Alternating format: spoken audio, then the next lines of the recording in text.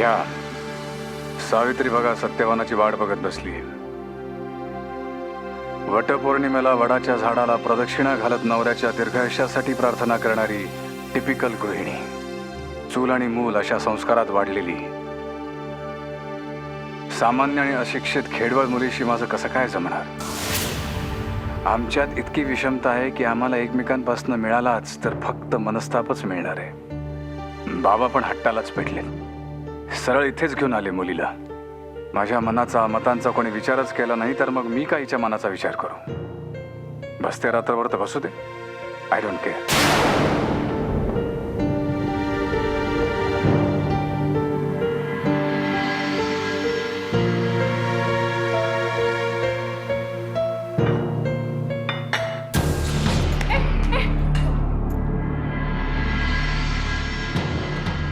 मला वाटलं मांजर असावी.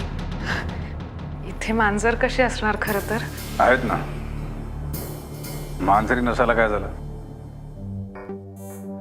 झोप लागली होती. दिवसभर कामाच्या रगाड्यात थकायला होतच. माशा वेळी विश्रांती करायची ना आतमध्ये. नाही, जेवण व्हायचं होतं ना. पण आणि तशीही तुम्ही आल्याशिवाय मला झोप लागलीच नसती. मी जेवण गरम करते, तुम्ही हातपाय तोंड धुवा. मला भूक नाहीये. पण मी तुमच्या आवडीची भाजी केली. भूक नाहीये मला, कळतंय का?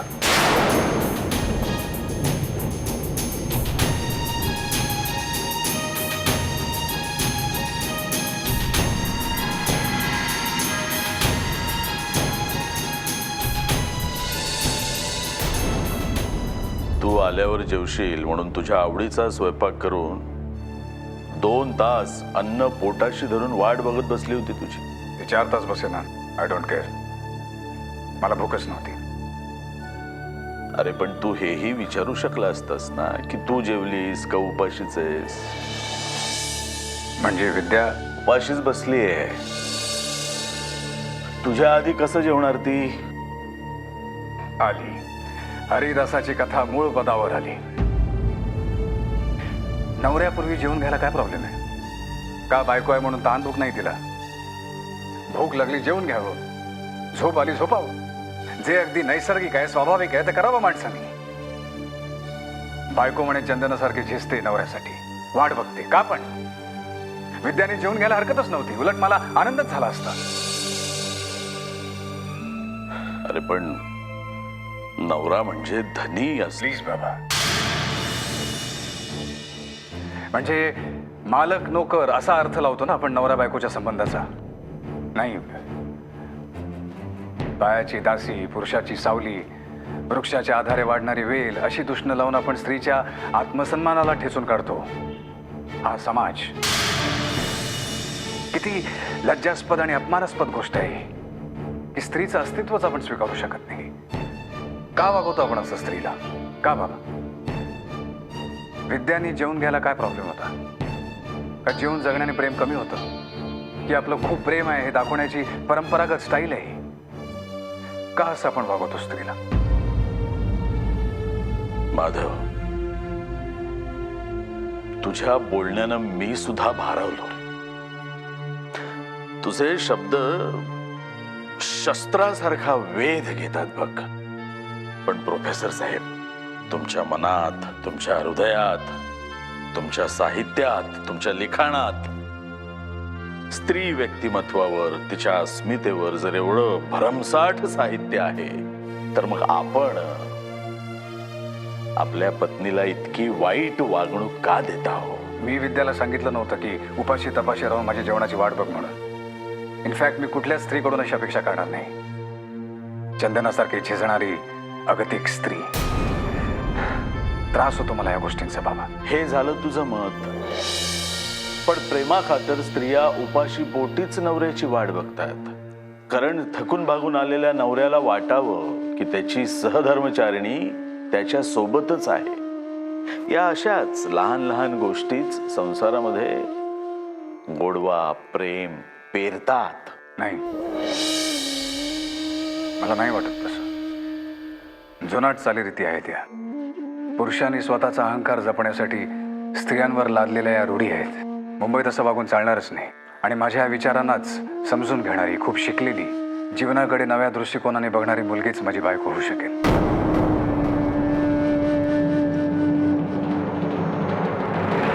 मला पायाची दासी नकोय, की असल्या पुरातन रूढी जपणारी मुलगी माझी बायको म्हणून नकोय. माझी बायको म्हणजे माझी सखी असावी, माझी प्रेयसी असावी, माझी मैत्रीण असावी, सुशिक्षित आणि संस्कारित.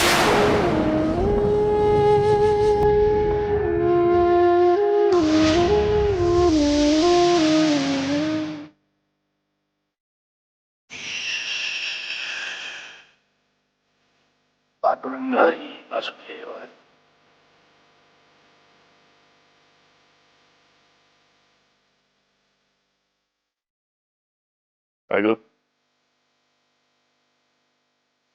झोप येत नाहीये ना? नाही हो.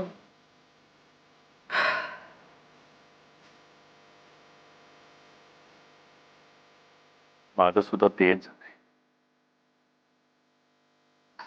सारखा असा भास होतोय की विद्या इथेच कुठेतरी आसपास आहे, म्हणजे देवाशी जपाला बसले किंवा तिथे खिडकीत मनातले मनात नवऱ्याच्या बोलवण्याची वाट बघते. खरंच मोठ्या धीराची आणि सहनशील हो माझी विद्या. कधी कोणाला रागवली नाही, कोणाबद्दल काही तक्रार केली नाही. काय चाललं असेल हो आता? जेवण झाली असतील ना तिकडे, गप्पा सुरू असतील. माधवराव हुशारच आहेत, गप्पा मारत असतील का हो विद्याशी? मला तर सारखं असं वाटतं माधवराव नीट वागवत नसणार विद्याला. चल ग. अगं असं का म्हणतेस तू? आपली विद्या उत्तम स्वयंपाक करते आणि मी तुला सांगतो, नवऱ्याचं मन जिंकण्याचा सगळ्यात सोपा मार्ग त्याच्या पोटातून जातो. खरंय, पण तरी वाटतं अभ्यंकर असे अचानकच घेऊन गेले ना तिला. काय वाटलं असेल माधवरावांना? राग आला असेल का?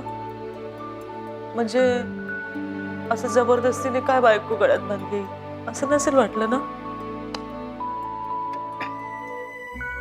तू म्हणजे ना, अगं असा विचार करू नये ग.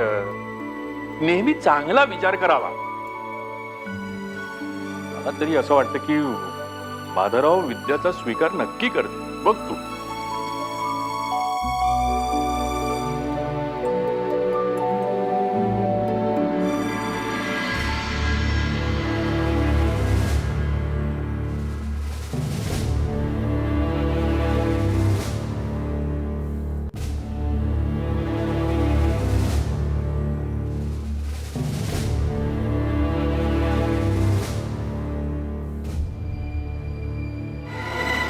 अगं पण माधव तुला अजिबात विचारत का नाही?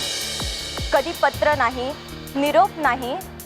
माधव असा वागतो जणू त्याची बायको कोणी नाहीच. असतो एकेकाचा स्वभाव. त्यांना वाटत असेल पण पण व्यक्त करता येत नसेल. कारण त्याचं तुझ्यावर प्रेम नाही. त्याचं तुझ्याशी लग्न झालंय हे लक्षात ठेवायची त्याला गरज वाटत नाही. त्याचं कारण आजूबाजूचं वातावरण. खूप चतुर असतात मुंबई सारख्या शहरातल्या मुली. अगं पुरुषांना भुरळ पाडतात, गोड गोड बोलून आपला स्वार्थ साधून घेतात. आणि महानगरातली प्रलोभनं पण मोठी असतात ग. असतील पण पण बायकोला कसं विसर? मग तू अजून माहेरी का याचा नीट विचार कर आणि काहीतरी हालचाल कर. विद्या, तू माधवच्या जवळ राहण्याचा प्रयत्न कर. नाहीतर एक दिवस तो तुझ्यापासून लांब जाईल ग. खूप लांब. नाही.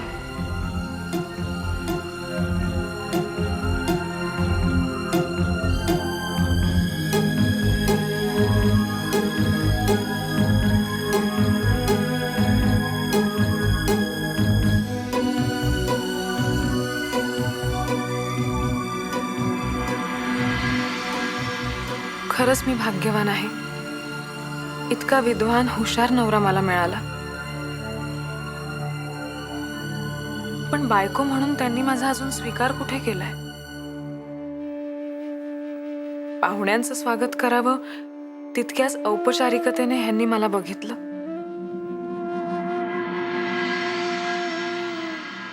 बाकी मी आहे याची दखल पण नाही घेतली. एक शब्द प्रेमाने बोलले नाही.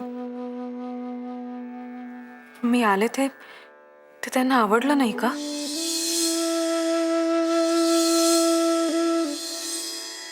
की माझ्यावर राग आहे?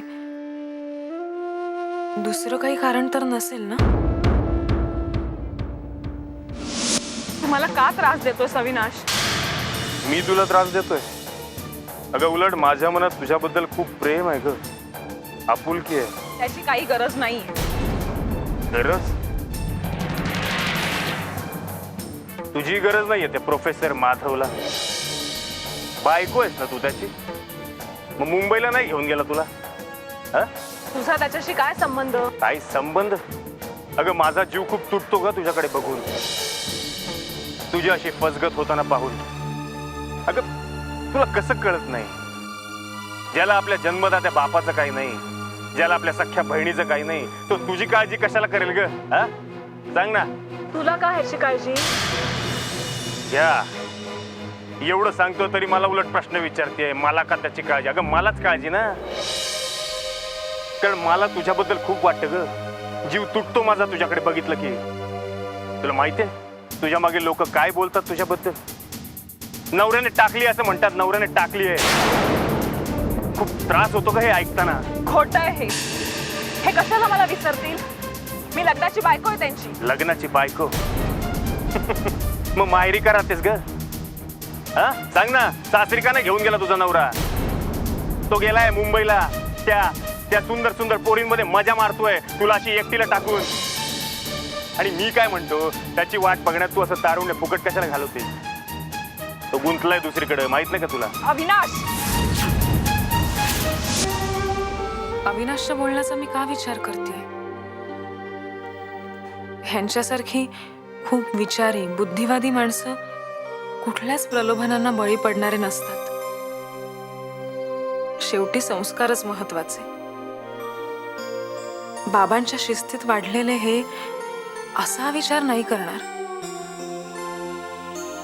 वरवर हे माझ्याशी काही संबंध नाही असं दाखवत असले तरीही कुठल्या मुलीत ते नाही गुंतणार.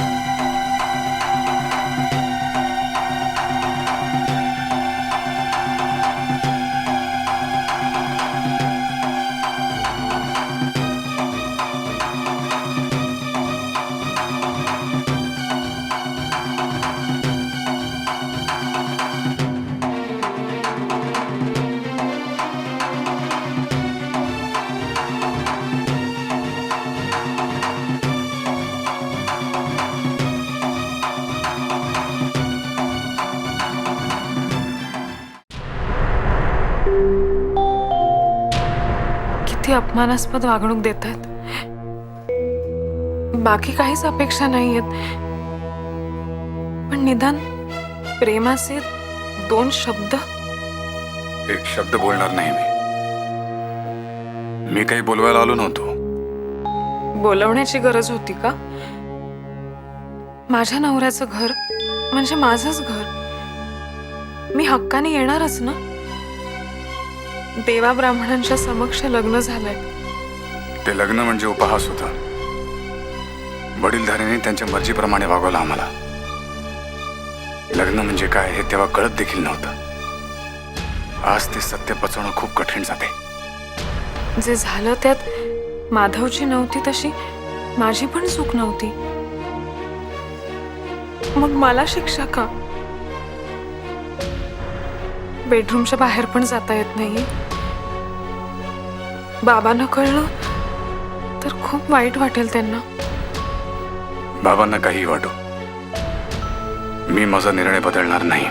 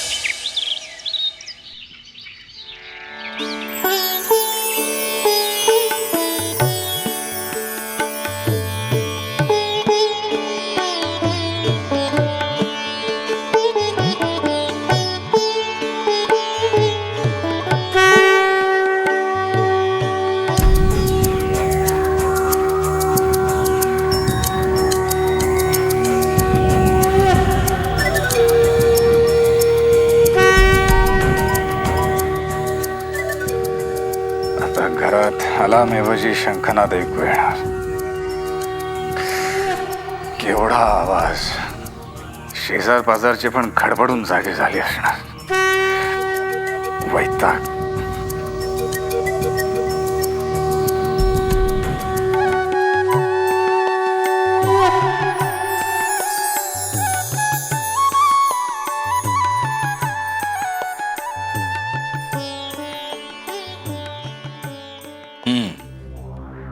प्रोफेसर महाराजांची सकाळ झाली की नाही अजून? बघते.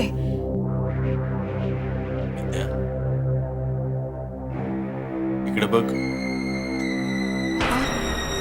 इकडे बघ म्हणतोय ना विद्या. काय झालं? कुठे काय? रात्रभर झोप झाली नाही बरोबर की झोपलीच नाहीस? डोळे हे असे रडून रडून सुचलेत का? नाही अहो, उलट गावाकडे 4 वाजताच उठून नदीवरनं पाणी आणायची सवय आहे ना. इथे तसलं काहीच नाही, म्हणून जास्तच झोप लागली. झोप झाली नाही तरीही डोळे सुचतात. बाबा बाबा आपण ठरवलंय ना की वेळ द्यायला लागणारच. खरंय बेटा, पण आता मलाच अपराधी असल्यासारखं वाटायला लागलंय. केवळ माझ्यामुळेच तुझ्यावर ही परिस्थिती आली. असं का म्हणता? जे काही केलं तुम्ही ते काहीतरी चांगलं व्हावं याच इच्छेने ना. सगळं सुरळीत होईल. तुम्ही जप आणि पूजा करून घ्या. मी बघते हे उठलेत का.